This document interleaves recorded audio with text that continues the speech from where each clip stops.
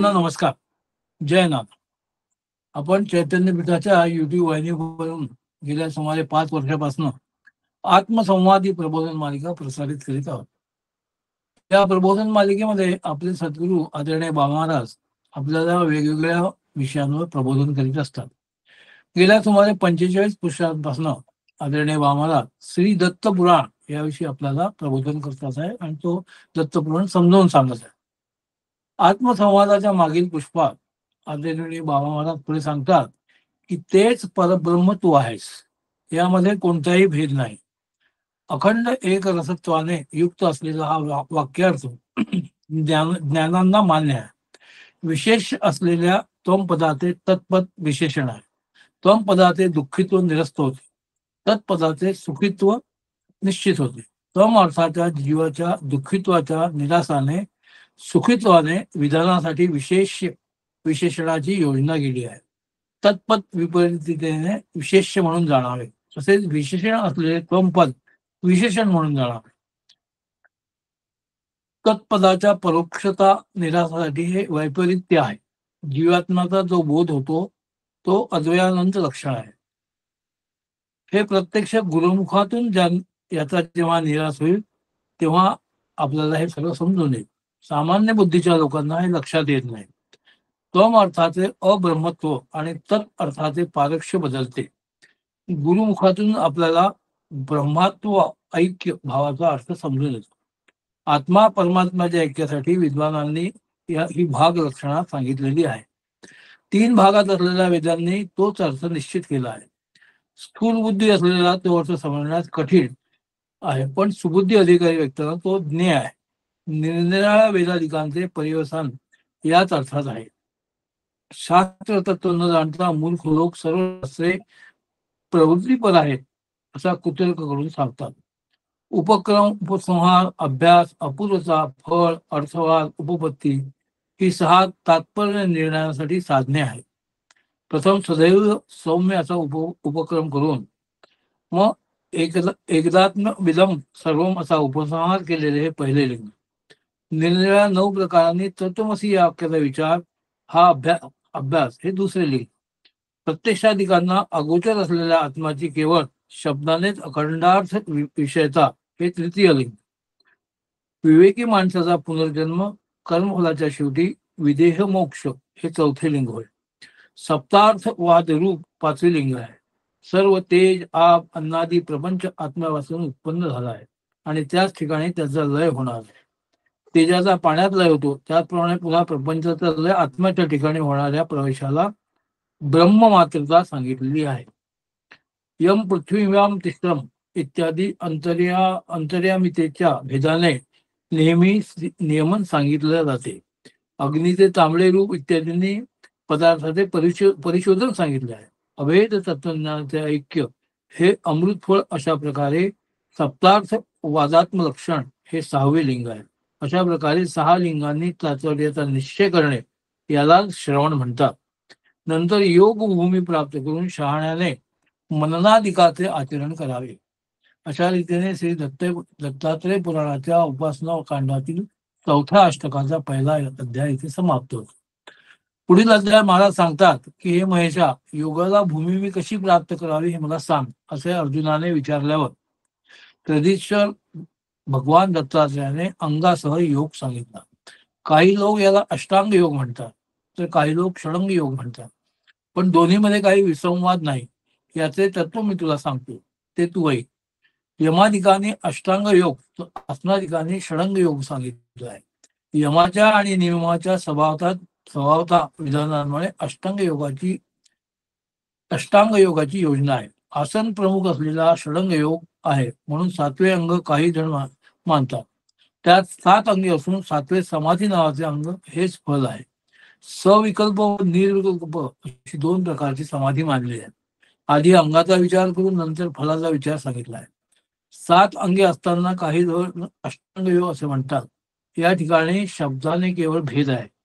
आधी 10 यमनियमांचे संपादन करून महाव्रताचे आचरण करणाऱ्याने सुखाने आसन स्थैर्य मिळवून नंतर प्राणायामाचा अभ्यास करा.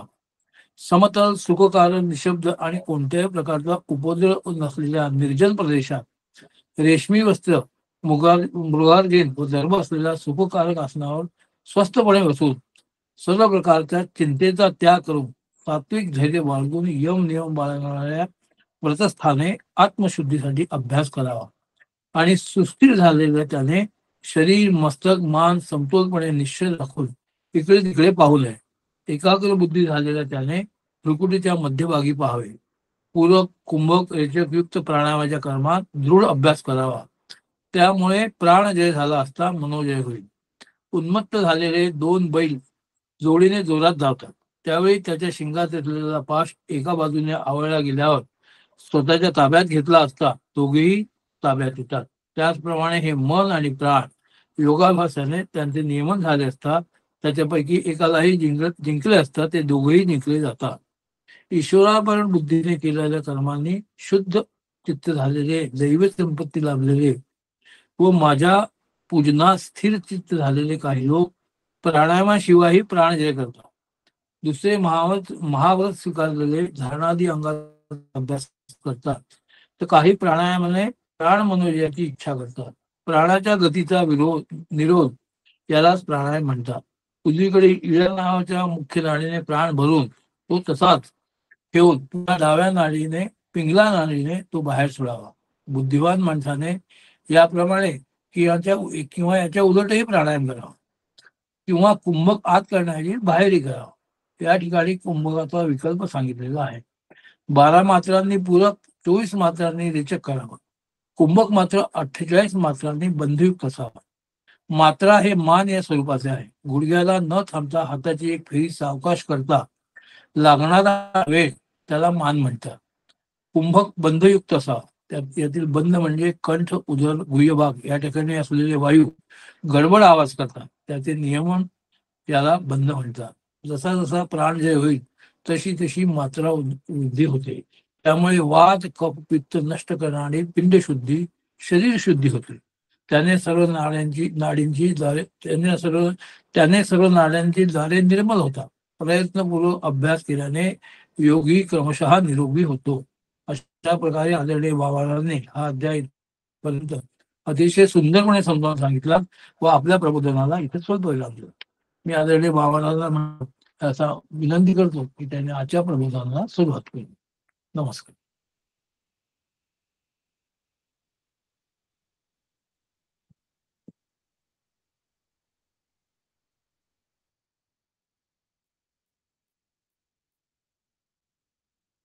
अनुसूयार्थी संभूतो दत्तात्रेयो दिगंबरा स्मर्तृगामी स्वभक्तानां उद्धरतां भव संकटा.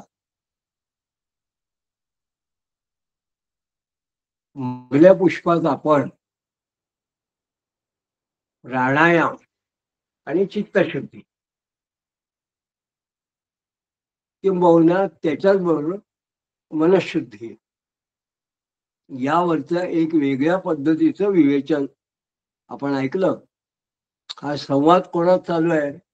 भगवान दत्तात्रेय आणि सहस्त्रार्जुन त्यांचा परमशिष्य यात चालू आहे. आणि हे म्हणतात कोण आहे, सांगतात कोण आहे, वर्णन कोण करतात? तर प्रत्यक्ष वासुदेव सरस्वती स्वामी महाराज हे वर्णन करतात. आणि स्वामी महाराज अत्यंत प्रौढ अशा भाषेमध्ये ज्याला व्युत्पन्न पंडितांनाही अवघड वाटावं अशा विशिष्ट पद्धतीने वेदांतासारखा विषय असो, योगासारखा विषय असो किंवा विशिष्ट प्रकारचं सौंदर्य ज्याला अलंकाराधिक सौंदर्य असं म्हणतात, त्या पद्धतीची लोकबद्ध काव्यबद्ध अशी रचना असो, अप्रतिम अशा पद्धतीने महाराजांनी हे दत्तपुराणात वर्णन केलेलं आहे. तर हा जो योगा संबंधीचा भाग आता पुढे आपण बघतो आहोत. मागल्या पुष्पामध्ये स्वामी महाराजांनी या चौथ्या अष्टकातल्या दुसऱ्या अध्यायातल्या 19 आणि 20 या श्लोकांमध्ये असं म्हटलं की पिंडशुद्धी तया ज्ञेया वात पित्त कफांतका. म्हणजे त्यांनी काय होतं तर जसा जसा एखादा व्यक्ती साधक व्यवस्थितपणे प्राणायाम करू लागला, त्यांनी प्राणजयो अशा पद्धतीने त्यांनी एक प्रकारे नियमन करायला सुरुवात केली, त्याच्यावर एक प्रकारचा विजय मिळवला. म्हणजे यथा यथा प्राणजयो मात्रावृद्धी तथा तथा, जशी जशी मात्रावृद्धी म्हणजे हा प्राणायामाचा काळ, हा जसा जसा एखादा साधक वाढवेल तर त्याला काय होतं तर पिंड शुद्धी, त्याच्या शरीराची एक प्रकारे जणू शुद्धी होती. आणि मुख्य म्हणजे वात पित्त आणि कफ हे जे त्रिदोष आहे त्या त्रिदोषाला सम करणारं असं उत्तम पद्धतीचं त्याला जसं शरीराची शुद्धता प्राप्त होते, तसंच नाडीद्वारा आणि सर्वाणी निर्मलानी भवन्त्यतः निरोगो जायते योगी क्रमाभ्यासेन यत्नतः. म्हणजे या प्रकारच्या विशिष्ट प्राणायामाने त्याच्या सगळी नाड्या ज्या असतात त्या नाड्यांची जी द्वारे आहेत ती सुद्धा निर्मल होतात, शुद्ध होतात. आणि मग जो साधक आहे त्यांनी प्रयत्नपूर्वक जर अभ्यास केला, तो जो साधक किंवा योगी आहे योग करणारा, तो क्रमशः म्हणजे कर्माभ्यासाने प्राणायाम करत असणारा तो योगी हा खऱ्या अर्थाने निरोगी होतो, असं स्वामी महाराजांनी सांगितलं. आता याच प्राणायामाचं पुढे वर्णन करताना त्याचा थोडा आपल्याला ते विस्तार करतात स्वामी महाराज. ते असं म्हणतात, निर्बीजश्च सबीजश्च प्राणायामो द्विधा मताः निर्बीज केवलो रोधा सबीजो जपयुक शुभा. म्हणजे निर्बीज आणि सबीज अशा दोन प्रकारचे प्राणायाम आहेत.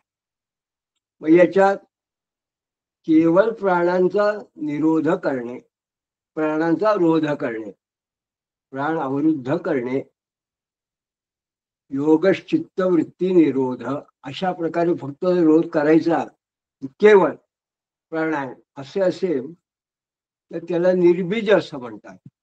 आणि मग जर तो जपानं युक्त असलेला जर असेल, जप करता करता जर केला तो प्राणायाम असेल तर तो सबीज असं त्याला म्हणतात. आणि महाराजांनी या ठिकाणी असं म्हटलं, सबीजो जपयुक शुभ. म्हणजे हा जो सबीज प्राणायाम आहे हा शुभकारक आहे. तर याविषयी आपण थोडं जर विचार केला तर असं आपल्या लक्षात येईल की सामान्यतः एखादा प्रापंचिक वर्ग जर असला, त्यांनी नुसता जर का प्राणायाम करायचा प्रयत्न केला योग पद्धतीने आणि विशिष्ट पद्धती मात्रा वगैरे करायचा अशा मधून करायचा प्रयत्न केला तर निर्बीज प्राणायाम करतात खूप मंडळी अशी, त्याचे वेगवेगळे प्रयोग असतात, त्या प्रयोगांचं फलित वेगवेगळे आहे. पण याचा जपाशी काही संबंध ते लावत नाही, मंत्राशी काही संबंध नाही. पण जेव्हा सबीज करतो तेव्हा त्यात काय असतो, मंत्रयुक्त असतो एखादा. कारण जप करताना त्या मंत्राचा वारंवार उच्चार आपण करतो. मंत्राने काय होतं, मननात त्रायते स मंत्राः. म्हणजे त्या मंत्रामुळे मनाची शुद्धी होते. आणि प्राणायामाने प्राणाचं निरोधन होतं. मग मंत्रयुक्त जर प्राणायाम एखाद्याने केला तर त्याला काय होतं की त्याचा हा जो प्राणायाम आहे याला एक प्रकारचं जणू की पुष्टी मिळते त्याला, किंवा आपण ज्याला म्हणतो की सपोर्टिंग अशा पद्धतीच्या या प्राणायामाला त्या मंत्र प्रभावाचा लाभ दिसून येतो. म्हणून समंत्रक प्राणायाम हा जास्त शुभकारक आहे, लाभदायक असं महाराजांचं म्हणणं आहे. आणि आपल्या परंपरेतल्या संतांनी, विविध प्रकारच्या अनेक संतांनी वेगवेगळे त्यांच्या परंपरा आहेत, त्यांनी सुद्धा अशा पद्धतीचे प्राणायाम सांगितले आहे, सबीज प्राणायाम. जसं काही लोक सोहम साधना करतात. ते सोहम साधना जेव्हा करतात तेव्हा ते प्रत्यक्ष सोहम या शब्दाचा उच्चार करतात. सोहम, सोहम असा उच्चार करतात आणि त्याचा एक वेगळा अर्थ सुद्धा सांगितला आहे त्याने, की घेता सो सोडिता अहम ऐसा चाले सोहम सोहम, असा एक भावार्थ आहे. म्हणजे जणू काही या मंत्राचा भावार्थाने आपण प्रत्यक्ष प्राण जेव्हा आपण घेतो तेव्हा जी काही ऊर्जा आहे, जो देव आहे, आपलं इष्ट आहे, त्याला आपण ग्रहण करतो आणि तो जो आहे परमात्मा मूळ आहे, तो परमात्मा जेव्हा आपल्याकडे असतो तेव्हा आपल्यातला अहमभाव हा जणू काही बाहेर सोडतो. म्हणून हा सोहम याचा विशेष महत्व आहे. पण खूप ठिकाणी व्याख्या करतात तेव्हा एक आहे, सकारेण बहिर्याती हंकारेण बहिर्गता. म्हणजे सकार जेव्हा सो अहम, तो म्हणजे मीच आहे, असा एक अर्थ त्याचा होता. किंवा अहंस, हंस हा शब्द काही लोक वापरतात. याचा अर्थ काय, अहंस म्हणजे मी जो आहे तो स म्हणजे तो आहे, म्हणजे हा सुद्धा मंत्रच आहे. म्हणून हे जे मंत्र आहे सोहम किंवा हंस, हे सुद्धा समंत्रक असे मंत्र म्हटले जातात. हे मंत्र जेव्हा आपण करतो विशिष्ट पद्धतीने तेव्हा सहजपणे प्राणायाम सुद्धा होतो. म्हणून याला सोहम जपाला विशेष महत्व सांगितलं आहे प्राणायामात. रंगावधूत महाराजांनी एक ठिकाणी असं म्हटलंय की श्वासे श्वासे दत्त नाम स्मरात्मन, जी श्वासागणिक दत्त दत्त असं दत्त नाव असं घ्यावं. म्हणजे काय, तर श्वास आत घेताना द, सोडताना त, त्यांनी दत्त असं म्हटलंय. त्यांनी आपली इष्टदेवता आहे. नाना महाराजांनी म्हटलं की जप हा सोहम मध्ये बसला पाहिजे. म्हणजे तुमचा जो जप आहे तो अशा पद्धतीने करायचा की त्याचं आणि तुमच्या श्वासोश्वासाचं एक प्रकारचं जणू काही आपण ट्युनिंग म्हणतो, अशा पद्धतीत जर झालं की त्यांनी काय होतं, मनही चलबिचल होत नाही आणि प्राणांचंही नियमन होतं. पण याला म्हटलं सबीज प्राणायाम. आणि स्वामी महाराजांनी स्वतः याला शुभकारक आणि उपचारक असं म्हटलं आहे. पुढे स्वामी महाराज असं म्हणतात की लीनस पंच विपलम विपलम ब्रह्मरंध्रका प्राण सुषुम्नया प्रोक्तम प्राणायामस्स उत्तमा. म्हणजे सुषुम्ना नाडीनं 5 विपलांपासून 2 पळांपर्यंत, पल आणि विपल हळूहळू क्रमशः, म्हणजे 5 विपलांपासून 2 पलांपर्यंत ब्रह्मरंध्रात जर का प्राण लीन झाला, म्हणजे अशा पद्धतीने श्वास स्थिर झाला तर तो प्राणायाम उत्तम मानला जातो. याचा काय अर्थ होतो, तर असं आहे की सध्याच्या व्यावहारिक काळामध्ये आपल्याला घटका गेली, पळे गेली, तास वाजे, ठणाणा अशा प्रकारचे जेव्हा कीर्तनकार लोक सांगतात किंवा पळ विपळ घटिका, हे आपल्याला एकदम लक्षात येत नाही. माऊलींनी घटिका यंत्र असं काही ठिकाणी वापरलं की लोकांना नेमकं काय, तर आता आपल्याला घटिका यंत्र म्हणजे घड्याळ माहिती आहे. पण ज्योतिषशास्त्रामध्ये जे काही गणित असतात ते लवापासून सुरुवात होती. व लव म्हणजे डोळ्याची जी पापणी, त्याला निमेष म्हटलेलं आहे. डोळ्याची पापणी मिटताना जेवढा वेळ लागतो त्याला निमिषार्ध मात्रात असं वर्णन केलंय की देव प्रत्यक्ष येतो निमिषार्धात. त्याला निमिष म्हटलंय. अनिमिष म्हणजे डोळ्याची पापणी न लावता एखाद्याकडे बघणं, त्याला म्हणतात अनिमिष. आणि जर ती पापणी लावत असेल तर सामान्य माणसाची पापणी जेव्हा किती अगदी काही सेकंदाचा कदाचित सहस्रांश लक्षांश भाग असेल तेव्हा लावते आणि पुन्हा उघडते. तो जो काळ आहे तो आपल्याकडे ज्योतिषशास्त्रात किंवा काल गणनेमध्ये निमिष असं म्हटलं. त्याच्या पलीकडे त्रुटी आहे, मग विपद आहे, मग 60 विपलांचा एक पल, 60 पलांची एक घटिका आणि 60 घटिकांचा एक दिवस म्हणजे 24 तास. म्हणून 2.5 घटिकांचा एक तास किंवा 30 घटिका अशा पद्धतीचं साधारणपणे गणित असतं.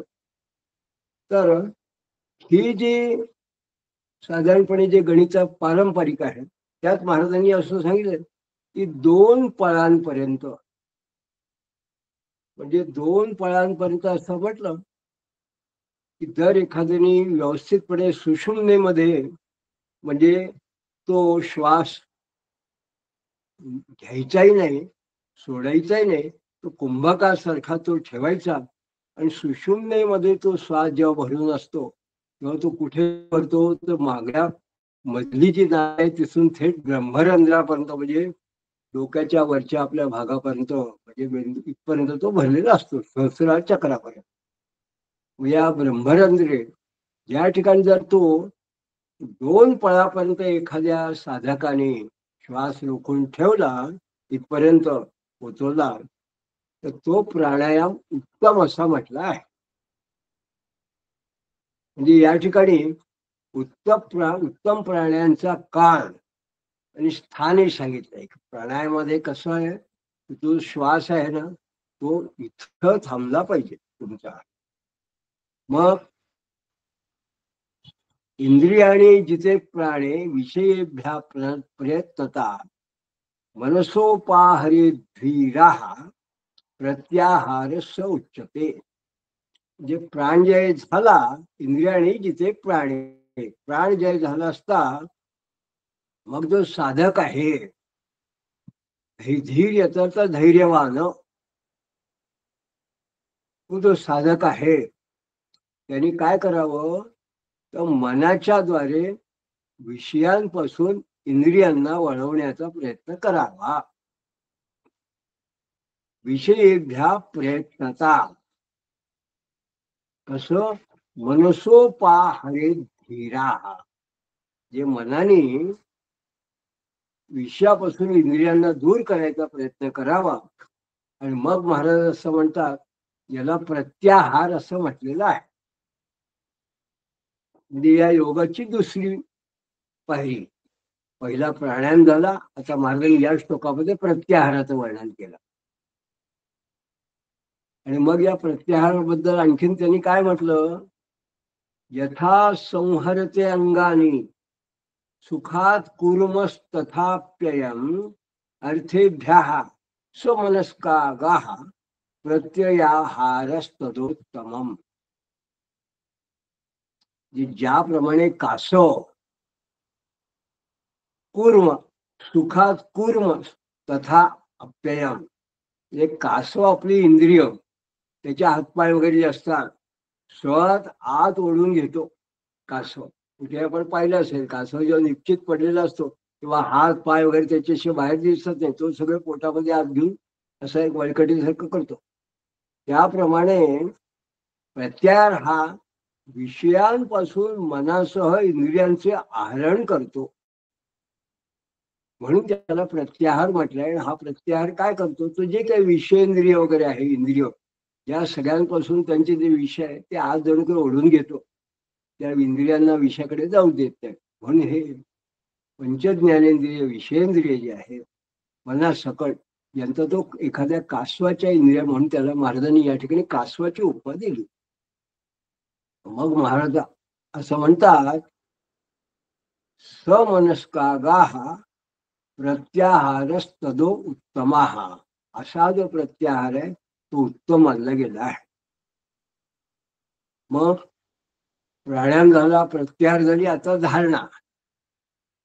मग कार्यार्थ धारणा सापी द्विविधा परिकीर्तिता सगुणा अगुण भेदेन मनसा स्थिरता आत्मनी. म्हणजे धारणा जी आहे ती सुद्धा दोन प्रकारची आहे.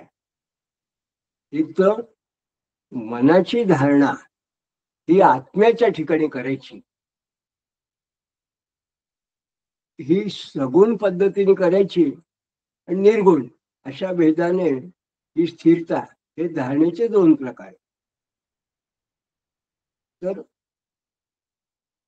आत्म्याच्या ठिकाणी धारणा करायची तर याला सगुण आणि निर्गुण असं जेव्हा महाराज म्हणतात तेव्हा आपल्याला असं लक्षात येतं की सगुण आणि निर्गुण हा विषय जरी आत्म्याच्या ठिकाणी आहे,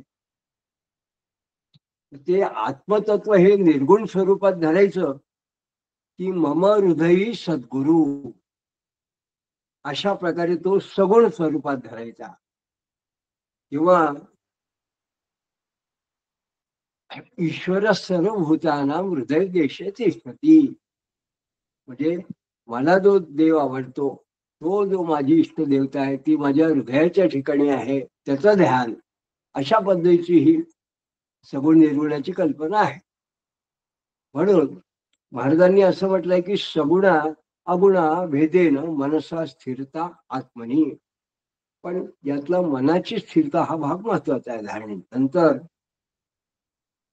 पुढे ततो ध्यानं तिदं कार्यं विक्षिप्तं मन आत्मनी अभ्यासाने स्थिरीकुर्यात पुनः पुनरखेदता. म्हणजे ध्यान असं करावं की अनेक विषयात रंगणार असं जे मन आहे ते पुन्हा पुन्हा अभ्यासाने, जे इतरत्र फिरत असतं, वाहत असतं, ते पुन्हा पुन्हा अभ्यासाने एका ठिकाणी स्थिर म्हणजे आत्म्याच्या ठिकाणी आणण्याचा प्रयत्न करावा. या ठिकाणी महाराजांनी एक विशेष शब्द वापरला आहे, स्थिरीकुर्यात पुन्हा खेदता. म्हणजे खिन्न न होता, खेद न करता पुन्हा पुन्हा प्रयत्न करून ते मन स्थिर करण्याचा प्रयत्न करायचा. अतिशय उत्तम असं महाराजांनी या ठिकाणी आपल्याला उपदेश केलाय. कारण महाराज असं म्हणतात की मनो दुर्निग्रह अचलम, मन हे स्थिर करणं अत्यंत कठीण आहे. भगवंतांनी सांगितलं अर्जुनाला. मग मनाला स्थिर करणं जर इतकं कठीण आहे, गीतेने सांगितलंय सगळ्यांना कठीण आहे, तर सामान्य माणसाने जर साधकाने करायचं म्हटलं ते मनाचं स्थिरीकरण कसं होणार. पण मग जर नाही झालं तर मन हे विक्षिप्त आहे. क्षिप्त म्हणजे सारखं ते कुठे नाना प्रकारचे विचार मनात येतात, मन हलत राहतं, डोलत राहतं. काय काय वेगळ्या वेगळ्या चिंता. खूप लोकांची कल्पना अशी असते की जप करायला बसलो की वेगवेगळ्या विचार नको ते मनात येतात, अन्यथा मन शांत वाटतं. असं का व्हावं? मन ढवळून निघाल्यासारखं मनात वेगवेगळे विचार यायला लागतात, नेमके जप करताना ध्यान करतानाच येतात. महाराजांनी असं म्हटलंय की एखाद्या साधकाला असं वाटतं की अरे आपलं मन स्थिर होत नाही. मन स्थिरीकरण आपण करत असताना ध्यान कर, जेव्हा आपण धारणा करतो तेव्हा मनाची चलबिचल चंचलता दिसून येते, आपल्याला साध्य होत नाही, तेव्हा तो कदाचित खिन्न होतो, त्याला खिन्नता येते. म्हणून महाराज म्हणतात की खिन्न न होता त्यांनी पुन्हा पुन्हा प्रयत्न करावा आणि हळूहळू ते त्याला नक्की साध्य होऊ शकतं, साध्य होऊ शकेल असं महाराज सांगतात. म्हणजे ध्यानम प्राग धारणा पश्चात ते पिच्छन्ति न त्वद्घरम ध्यानम ध्रुप समाधी समाधी ध्यान विस्मृती ही. म्हणजे काही लोक जेव्हा या षडांग सप्तांग अष्टांग अशा या योगाची जेव्हा एक पद्धत सांगतात, सूत्र, काही लोक आधी ध्यान मग धारणा असं म्हणतात. पण खूप लोक यम नियम प्राणायाम प्रत्याहार ध्यान धारणा आणि समाधी असं काही लोकांनी म्हटलं. पण खूप ठिकाणी असं दिसून येतं आपल्याला की व्यावहारिक दृष्ट्या कदाचित लोकांना ते आधी ध्यान करायचं मग त्याची धारणा करायची, त्या ध्यानाची दृष्टी मूर्ती जी असेल समोर, अशी काही लोकांची कल्पना असेल. महाराज मात्र या ठिकाणी स्पष्ट सांगतात, ध्यानम प्राग धारणा पश्चात ते अपिच्छती न तद्वरम. पण महाराजांचं म्हणणं असेल, ध्यानम झुप समाधीती, समाधी ध्यानम विस्मृती ही. कारण महाराजांचं म्हणणं असेल की ध्यान ही एक प्रकारची उपसमाधी आहे. म्हणजे धारणा ध्यान समाधी का असं म्हटलंय की ध्यान म्हणजे हा जणू काही समाधीचाच एक भाग आहे, ती उपसमाधी आहे. आणि मग त्याच्या पुढे समाधी काय आहे, तर त्या ध्यानाची विस्मृती होणं. समाधी ध्यान विस्मृती ही, ती समाधी ही ध्यानाची विस्मृती आहे असे महाराजांनी समाधीची व्याख्या केली. मग काही जे वेगवेगळ्या विचारांची मतं आहेत या बाबतीत, ते या ठिकाणी महाराज उद्धृत करतात. समाधी करतात. समाधीच्या निमित्ताने द्वादश द्वादश गुणावृत्ती ही प्राणालयस्या प्राणायामादि चत्वारी योगांगा नीती केचना. काही जण असं मानतात की प्राणलयाची 12 पटीनं होणारी जी वृद्धी आहे, ती जी आहे प्राणायामाची, जिचं प्राणायामादी ही 4 अंग आहे अशी आहे, तर त्याला त्यांनी योगांग असं म्हटलंय. प्राणायाम प्रत्याहार धारणा ध्यान ही जी 4 अंग आहे, ही जशी यांची एखाद्याने म्हटले की क्रिया ही 12 पटीने जशी वाढत जाते, ही जी वृद्धी आहे, ही वृद्धी करणं म्हणजे समाधीकडे वाटचाल करणं असं आहे.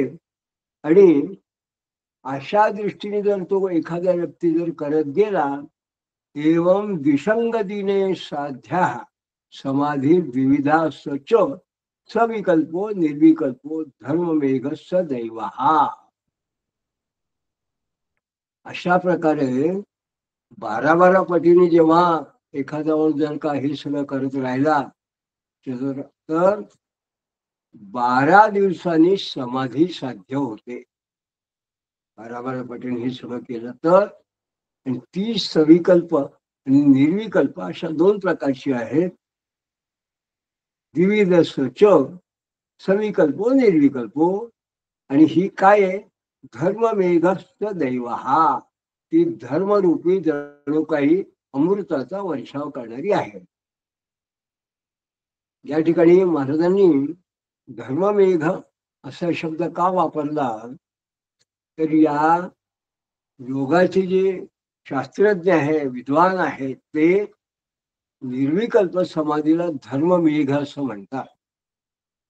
कारण या समाधीने संपूर्ण वासना या निशेष होतात आणि पाप पुण्य नावाचा सर्व कर्मसंचय जणू काही संपूर्णतया निघून जातो.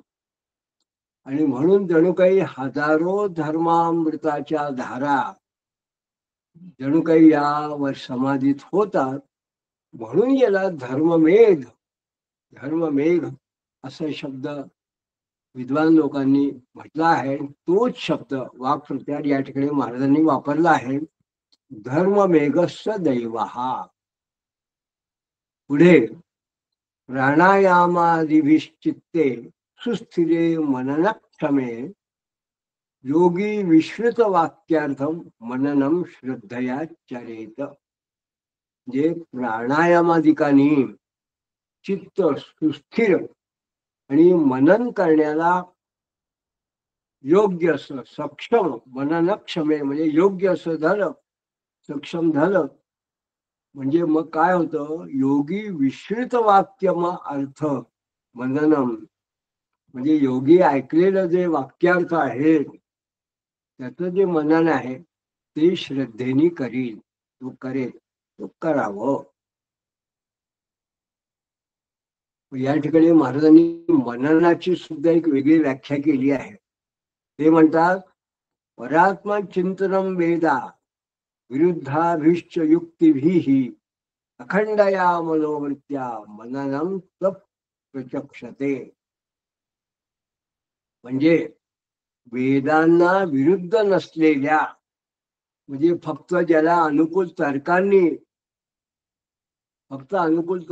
जे वेदांच्या विरुद्ध नाही अशा तर्कांनी अखंड मनोवृत्तीने परमात्म्याचं चिंतन करणं यालाच मनन असं म्हणतात.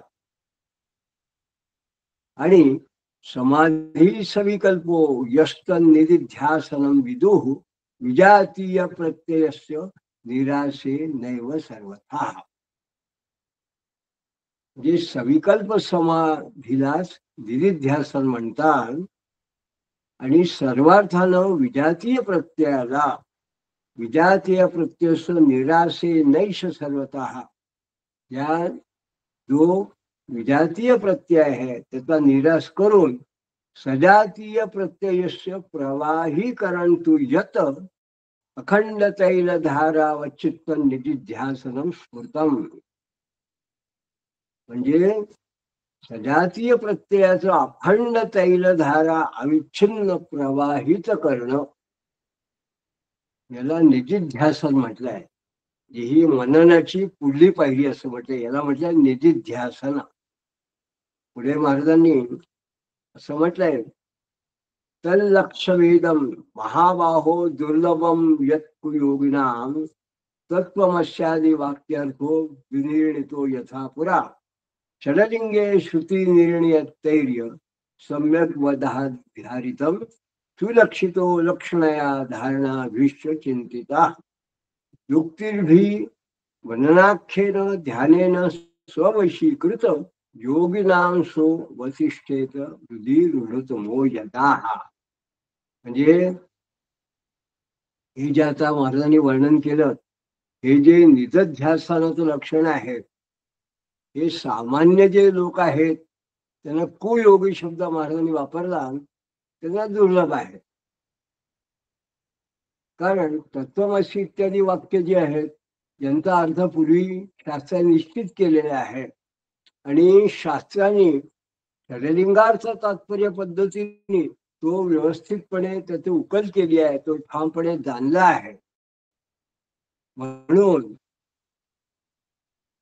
जो खऱ्या अर्थाने या लक्षणेने लक्षित झाला आहे, ज्याला हे ज्ञान प्राप्त झालं आहे आणि ज्यानं धारणादी अशा पद्धतीने ज्यांनी चिंतन मनन केलेलं आहे आणि युक्तीने आणि मनन रूप ध्यानानं आत्मसात केलेला तो समाधी योग, अशा पद्धतीने जो आहे तो हा योगाच्या अंतःकरणात जेव्हा दृढ होऊन राहतो तेव्हा सोहमात्मा परब्रह्मम ब्रह्मे वा अहम परात परम नित्यम ज्ञान मदंतम यच्छुद्धम बुद्धमनामयम आनंदमद अद्वयम पूर्णम मनोवाचाम अगोचरम इत्यखंडार्थधी वृत्ती दूढा तन्मननम परम. म्हणजे सो अहम आत्मा परब्रह्म, तेव्हा तोच मी आत्मा परब्रह्म आहे. अहम सो अहम आणि ब्रह्मे वा अहम परात परम, ब्रह्मच असलेला मी आहे. परात पर नित्य ज्ञानरूप अनंत आणि जे यत शुद्ध बुद्ध मनामयम, जे शुद्ध बुद्ध अनामयम आनंद रूप आनंदम अद्वयम, अद्वय, आणि पूर्ण मनोवाचाम अगोचरम, पूर्ण मनवाणीला अगोचर असलेलं जे काही ब्रह्म आहे ते मीच आहे, असा जणू काही अर्थ असलेली इत्यखंडार्थ ही वृत्ती, असा अर्थ असलेली जी वृत्ती आहे, ती जी बुद्धी आहे, ती जेव्हा दृढ होते त्याला खऱ्या अर्थाने श्रेष्ठ तन मननम परम, त्याला खऱ्या अर्थाने श्रेष्ठ असं मनन म्हणतात. म्हणजे मीच आनंद रूप आहे, मीच परब्रह्म आहे, तो परमात्मा जो आहे तो मीच आहे, आणि मीच जणू काही शुद्ध आहे, मी अद्वय आहे, अशा पद्धतीने अहम ब्रह्मास्मी, अशा पद्धतीचे एका शब्दात जेव्हा आचार्य लोकमांनी म्हटलं आहे, अशी जेव्हा स्वतःची बुद्धी आणि चित्तवृत्ती दृढ होते त्याला श्रेष्ठ प्रकारचं मनन असं म्हटलेलं आहे. नंतर यदा विस्मृत्यात ध्यानम ध्येयाकारम मनोभवे निवाती दीपवस्थस्थम समाधी सोभिधीयते. नंतर मग ते ध्यान विसरून आत्म्याच्या ठिकाणी स्थिर झालेल्या मनाला ते मन ध्येयाकार आत्मरूप होतं. त्याला निवांत ठिकाणी असलेल्या दीपाप्रमाणे समाधी असे म्हणतात. म्हणजे जणू काही या ठिकाणी महाराजांनी समाधीचं एक लक्षण सांगितलं. कसं, त्या निवांत ठिकाणी एखादा जसा दीप असतो, तो जसा स्वस्थ असतो, तिथे वारा नाही, काय नाही, काय नाही, निवांत निवांत अशा ठिकाणी जर का एखादा दीप असेल तर दिव्याची वात जशी ज्याप्रमाणे सतत तेवत राहते, अशा पद्धतीने त्याचं त्याचं जे मन आहे योग्याचं, ते समाधीच्या ठिकाणी निश्चल असं होतं. आणि नुसतं निश्चल म्हणजे कसं, ते जे ध्येय आहे म्हणजे आत्म परमात्मा, ते दोन्ही जण एक होतात आणि तो ध्येयाकार आत्मरूप असं होतं. म्हणून त्याला या ठिकाणी असं म्हटलंय, निवात दीप वस्तस्थम, जे एखादा जिथे हवा नाही अशा ठिकाणी जर दिवा एखादा लावला, तो जसं स्थिरपणे राहतो, अशा पद्धतीने मन हे आत्मरूप असं आहे.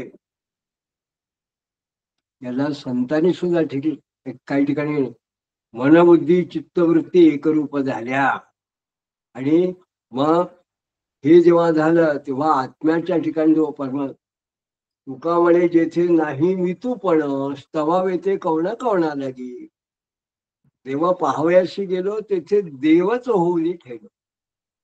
म्हणजे तो देव परमात्मा आणि मी यातला भेदच नाही, अशी सुद्धा संतांच्या मनाची अवस्था असते. तिकडे पाहावे तिकडे अवघा गोविंद गोपाल, तर अशा पद्धतीने जिकडे पाहिजे तिकडे तो दिसतोय.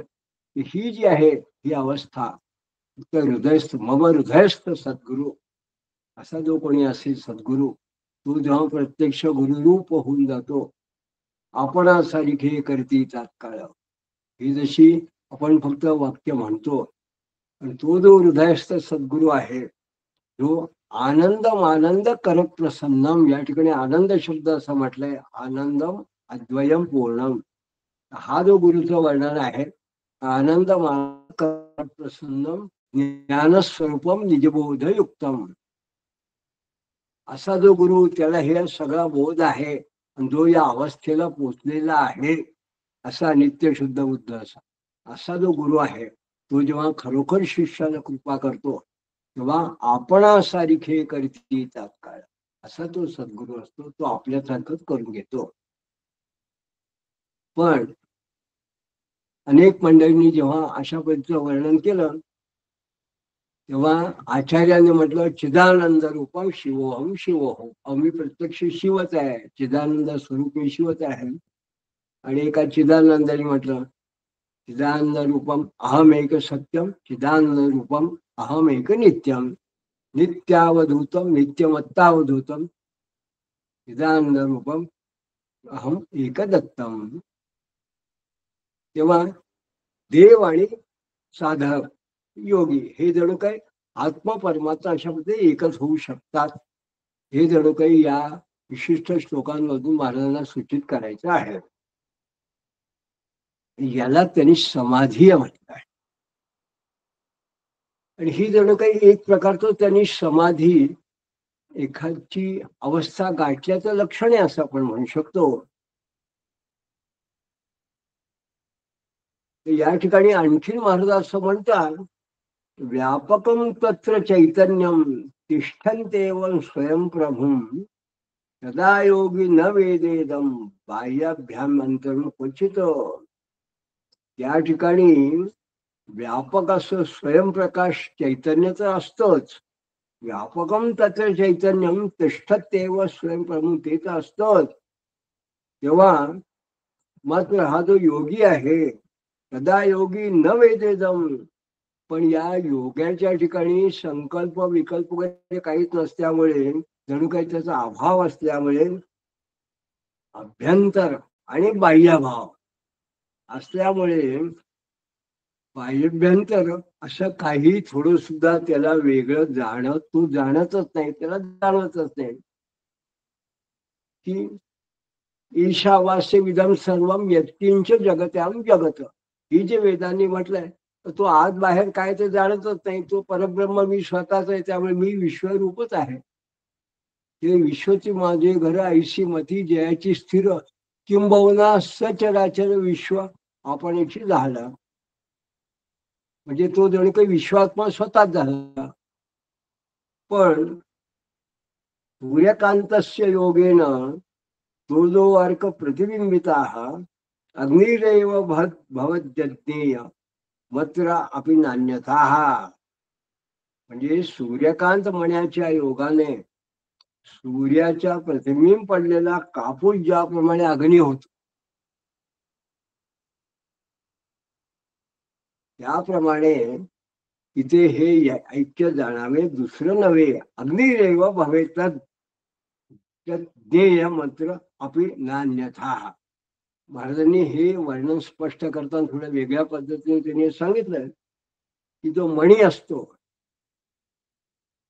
त्या मण्यामध्ये जेव्हा आपण सूर्याचं प्रतिबिंब घेतो त्याच्यातलं, आणि जर मग ते कापसावर ठेवलं तर त्याप्रमाणे त्या विशिष्ट पद्धतीने ते सूर्याची किरणं त्यात पडली सूर्यकांत मण्यामध्ये, त्या ठिकाणी अग्नी उत्पन्न होतो. आपण भिंगाने आपण खूप वेळा अग्नी प्रज्वलित करतो, ते होतं. या ठिकाणी हा आत्मा परमात्मा म्हणजे सूर्यकांत मणी आणि त्या ठिकाणी असणारा मूळ परमात्मा म्हणजे सूर्य, या दोन मुळे ही जी क्रिया आणि ही जी क्रिया आहे, हे जे ऐक्य त्या दोन्हीच्या मेळामुळे मिळून जणू काही त्या ठिकाणी जो अग्नी उत्पन्न होतो, ती ही जी क्रिया ही म्हणजे समाधी, अशी एक वेगळ्या प्रकारची अवस्था, अशा पद्धतीने ऐक्य होतं असं महाराज या ठिकाणी सांगतात. आणि ही एक वेगळ्या प्रकारची त्यांची जी एक पद्धत आहे ते चिंतन करण्यासारखी आहे. अत्यंत प्रौढी भाषेत महाराजांनी हे समाधीचं जणू काही एक गणित उकलून सांगितलेलं आहे. पुढे महाराज असं म्हणतात, ब्रह्माकारा मनोवृत्ती केवलम ब्रह्म निष्कलम विषयीकृत्य हरती केवलम तद्गतम तमाहा. म्हणजे अशा पद्धतीने जेव्हा ब्रह्माकार मनोवृत्ती झाली, ब्रह्माकार मनोवृत्ती केवलम ब्रह्म निष्कलम आणि केवल निष्कल ब्रह्म असं ज्या समाधीच्या निमित्ताने ज्या साधकाच्या योगाच्या इकडे उत्पन्न होतं, तेव्हा काय होतं, त्या ठिकाणी जे तम आहे विशिष्ट पद्धत विषयकृत्य हरती, म्हणजे ज्या तमोगुणाचा जो काय अंश तिथे असेल त्याच्यामुळे उत्पन्न होणे जे विषय अधिक जे काही कृत्य असतील ते सगळे ते जणू काही दूर निघून जातात. केवलम तद्गतम तमाहा, त्यातलं नेमकं तम जो भाग आहे तो निघूनच जातो. अशा पद्धतीने हा जो तमोगुण आहे सत्वाच्या ठिकाणी सत्वाच्या ठिकाणी असल्यामुळे जे काही प्रापंचिकादी विषादी लक्षणं असतात त्याचं मूळ कारण हा तमच निघून गेला तर नष्टे सकार्ये तमसी प्रपंचो नैव तिष्ठते एक एषा एवा द्वितीयो अत्र तदा स्वात्मा वशिष्यते अवशिष्यते. जे कार्यासह अंधार द्वैत नष्ट झालं असता नष्टे स कार्य तमसी. म्हणजे असं जे तम नष्ट झालं की मग त्या माणसाला त्या योगाला पंच ज्ञानेंद्रियांनी विषय वगैरे हा जो असतो हा ज्याला त्या इंद्रियांनी त्या ठिकाणी गुंतून राहण्याचा जो प्रपंच आहे तो राहतच नाही. आणि तो स्वतः किंवा त्याच्या ठिकाणी एक एवा द्वितीयो अत्र तदा स्वात्मा अवशिष्यते. एकमेव अद्वितीय असा स्वात्मा तो त्या ठिकाणी शिल्लक राहतो त्याच्या स्वरूपात. मग या वृत्ती ही सैव विज्ञानम कार्य कृत्वा ततः स्वयं स्वस्वरूपे स्वरूपे लीयते स्वच्छे जले कतकरेणुवत. म्हणजे जे वृत्ती ज्ञान तेच कार्य करून स्वात्मस्वरूपात स्वच्छ पाण्यातल्या निवळीच्या कणाप्रमाणे विलीन होऊन जात. निवळीचा कण म्हणजे आपण जसं आपण त्याला पाणी शुद्ध करण्याकरता तुरटी टाकतो त्याला निवळ शब्द वापरला. इथे कतक रेणू व्रत असं म्हटलंय. कतक जसं निवळ अशी त्या ठिकाणी आपण पाणी शुद्ध करण्याला टाकतो ते काय पाण्यात विरघळून जातं. म्हणजे पाण्यात तशी जी वृत्ती आहे ती वृत्ती जणू काही ती सैव विज्ञानम कार्य करतो. ते विशिष्ट जे ज्ञान प्रबुद्ध असं जे कार्य असतं ते करून स्वतः एक विशिष्ट आत्मस्वरूपाची जी वृत्ती तशी लीन होऊन जाते. म्हणजे ती जी वृत्ती आहे ती आत्म्यात लीन झाली. मग काय झालं तो जो आनंद स्वरूप चित स्वरूप आहे सच्चित आनंद असा तो जो आत्मा आहे त्या ठिकाणी वृत्ती त्या ठिकाणी झाली. म्हणजे काय होऊन गेलं की ती वृत्ती ही चिदानंद वृत्ती अशा पद्धतीची वृत्ती त्या ठिकाणी लीन होऊन गेली. पण घटे भिन्ने घटाकाशो महाकाशो यथा यथा यथा तथा चिद्बिंबम तु चिदेव स्यादुपाधो विलयम गते. जे जसं घट फुटला असता जसे घटाकाशी महाकाश. म्हणजे एखादा घट आहे घडा आहे मातीचा त्यात आपल्याला आकाश थोडं दिसतं लहान दिसतो. तो जर फुटला फक्त तळच असा राहिला तर तो जसं मग आकाशचे प्रतिबिंब ते मोठं दिसायला लागतं आपल्याला. त्याप्रमाणे ज्या उपाधींचा लय झाला मनोवृत्तींचा की जे बिंबाकार असं जे चित शक्ती त्याच्या ठिकाणी चित जे आहे चित रूपी चैतन्य ते बिंब नुसतं म्हणजे लहानसा अंशात्मकता राहतात ते चिद म्हणजे सच्चित आनंद चित स्वरूपात होऊन जात. पण या ठिकाणी म्हटलं चिदबिंबम तू चिदेव चिदेव असं शब्द वापरला. जे प्रत्यक्ष ते चैतन्य स्वरूप असं होऊन जातं. स्वप्रकाशम परम ब्रह्म कथम हृत तत्प्रकाशयेत अतः स्वच्छा दगर्शत स्वमुखावलोकन अनुपमम. स्वच्छधी वृत्ती फलित स्वात्मनो अपि निरीक्षणम स्वस्यैव नैव मनसो दृष्टस्याया चेतनस्य च. आता एखाद्याला जर मनात असं वाटलं की स्वप्रकाशम परब्रह्म कथम हृत प्रकाशयेत. जे स्वयंप्रकाश असं जे परब्रह्म आहे हे अंतःकरणात असलेली वृत्ती आहे. यांनी प्रकाशित कसं होईल त्यात त्याचं प्रतिबिंब किंवा त्याच्याशी एकरूप कसं होईल दिसेल कसं. म्हणून आता स्वच्छादर्शगत स्वमुखा अवलोकन उपमम. म्हणजे स्वच्छ आरशात स्वतःच जेव्हा एखादा माणूस मुखदर्शन करतो तोंड पाहतो तेव्हा जशी स्वच्छ बुद्धी वृत्तीत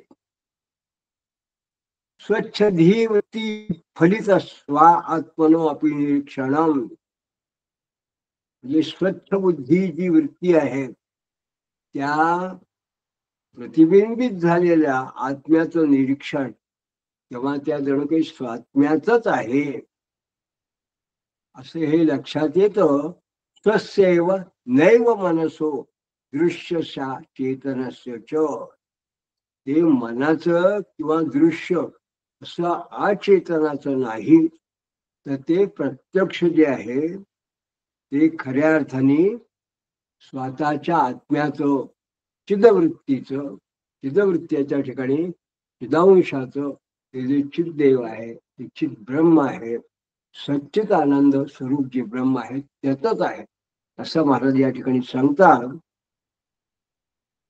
आणि अज्ञातस्यैव विषये मनोवृत्ते प्रयोजनम द्रष्टव्यम मनसे त्या सार्थकम तश्रुती स्वयं, जे अज्ञान आणि अग्राह्य आत्म्याच्या दर्शनाच्या बाबतीत, म्हणजे अज्ञानत्वस्य विषये मनोवृत्ते हे प्रयोजनम, अशा बाबतीत दर्शन आत्म्याच्या दर्शनासाठी मनोवृत्तीचं या ठिकाणी प्रयोजन आहे. त्यामुळे द्रष्टव्यम मनसे त्याह सार्थकम तत्कृती स्वयं, म्हणून मनसेवानुदृष्टव्यम असं जे श्रुती वचन आहे ते त्यामुळे सार्थ होतं. म्हणजे एक ठिकाणी आपण काही वेळा असं ऐकतो वेदांताच्या वाक्यामध्ये, आत्मा अरे श्रोतव्यम खलु द्रष्टव्यम, पाहिलाही आहे, ऐकलं आहे का, आणि पाहिलाही आहे. खलु श्रोतव्यम खलु द्रष्टव्यम, आत्मा अरे श्रोतव्यम खलु द्रष्टव्यम, प्रत्यक्ष पाहता येतो स्वतःचा आत्मा.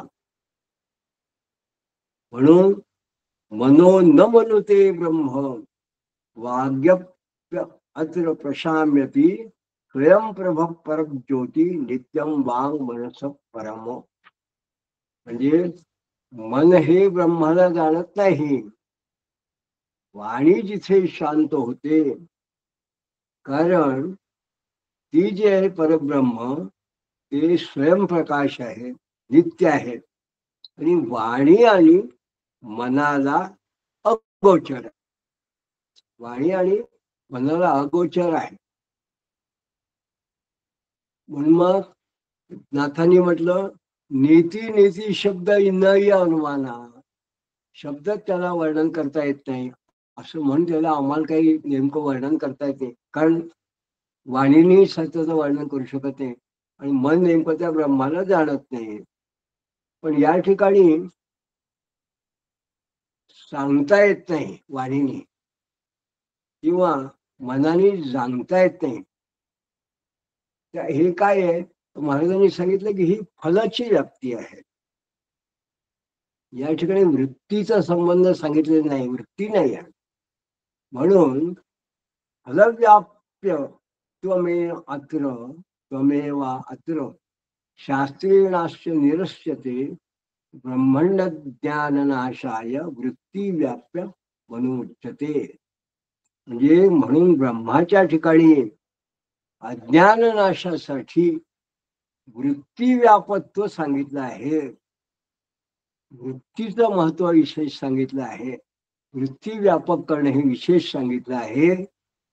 फलव्यापत्वाचा निराश केला आहे, त्यातल्या फलिताकडे त्यांनी सांगितलेलं नाही. अशा पद्धतीने महाराज जेव्हा म्हणतात तेव्हा मग आपल्याला असं लक्षात येतं की महाराज अगदी निसंदिग्धपणे मन आणि चित्तवृत्ती या दोन मध्ये आपल्याला फरक सांगत असतात. मग ते सांगतात की मनाने तुम्हाला ब्रह्म ओळखता येत नाही, मनाने तुम्हाला आत्मस्वरूप ओळखता येत नाही, मनाने तुम्हाला आत्मरूप होता येत नाही. मग काय कशाने होतो, त्या मनाच्या पलीकडे जी चित्तवृत्ती आहे, ती चित्तवृत्ती जेव्हा विशिष्ट पद्धतीने अशी तयार होते एखाद्याची, तेव्हा त्या चित्तवृत्तीचा संबंध मात्र चिदांशाशी, त्या आनंदमय अशा त्या आत्म्याशी असतो, परमात्म्याशी असतो.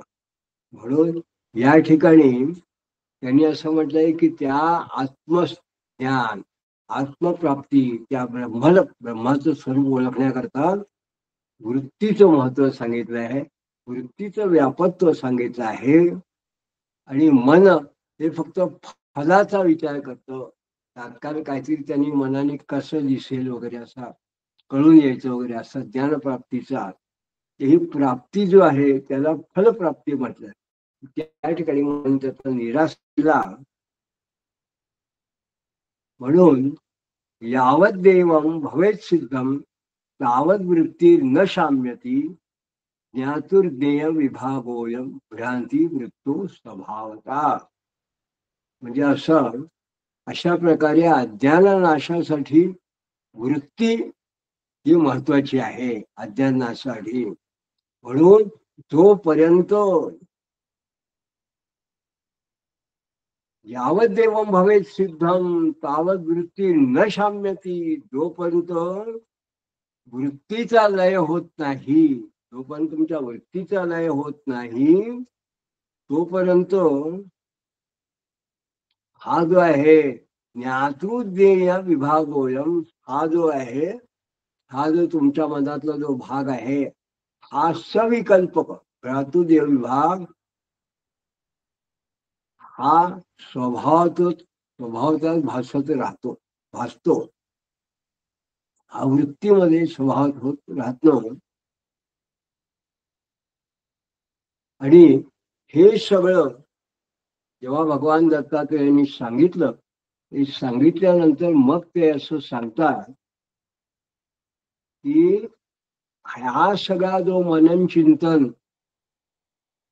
केल्यानंतर या वृत्तीविषयी विशेष त्यांनी जे काय वर्णन केलं, वृत्तीचं महात्म्य सांगितलं, त्याची प्रधानता सांगितलं, मन आणि वृत्ती यातला भेद सांगितला, आणि